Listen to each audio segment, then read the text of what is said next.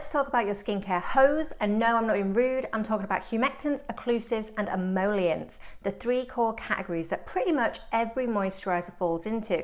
And if you want skin that's soft, hydrated, and glowy, you've got to know the difference. So let's break it down in a way that actually makes sense. While ingredients of all 3 types can be used as part of a well-rounded skincare routine, each moisturizer type also has unique uses and benefits. So let's take a look. Humectants, the thirsty besties. These are the ingredients that pull water into your skin, kind of like little magnets for moisture. They can draw it in from the air and sometimes even from the deeper layers of your skin.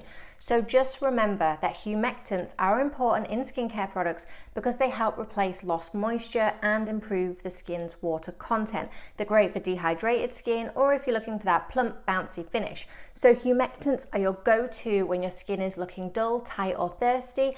But they can't do it all on their own. They need backup. Occlusives, the bodyguards. Occlusives do not add moisture, but they're amazing at locking it in. They form a physical barrier on your skin to stop water from escaping, which is especially important in colder weather or if your skin barrier is compromised. This can help keep your skin hydrated for longer and help prevent dryness. Compared to humectants, occlusive moisturizers tend to have a thicker texture. You might not want to use certain types all over your face if you're acne prone, but we will get to that in a minute. Let's move on to emollients, the smooth talkers. I touched on these with a great product example in my previous video. I will link that in the description, but emollients help to fill in the cracks, literally. They work by filling in the gaps between skin cells, which could otherwise cause the skin to have a rough, dry, or flaky appearance. They help to soften and smooth the skin. So should they all be used together? And what if you have acne-prone skin? In most cases, yes, a well-formulated moisturizer usually combines humectants to attract water, emollients to smooth things out, and occlusives to seal it all in. That's the moisture sandwich that your skin craves. Now, if your skin's oily, go lighter with gel-based textures. If it's dry, you might need something richer, especially at nighttime. But this is where you need to look closely at the labels and not listen to your friend, your auntie, your cousin, your co-worker about how amazing something was for them. Because if you don't have the same skin needs, same skin type or concerns, then this approach will not work for you. So take a look.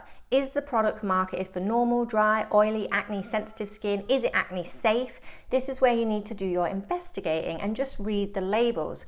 You have probably heard of slugging. Now this is a good example with using myself, but if you've not heard of slugging, this is when you would apply a thick occlusive all over the face, like petroleum jelly. You would slather that on to lock in moisture, which is really beneficial for dry skin. But if you have acne-prone skin, this might not be the best idea you ever have because it has the potential to trap things in like oil and dead skin cells, which can worsen breakouts. I have acne-prone skin, so slugging is a no for me, but I also get eczema around my eyes. So I do use the method of slugging at night with Vaseline, but only around the area that I get eczema because it seals in that moisture, creating a protective barrier to help my skin retain moisture. So it also helps with the dryness, the itching.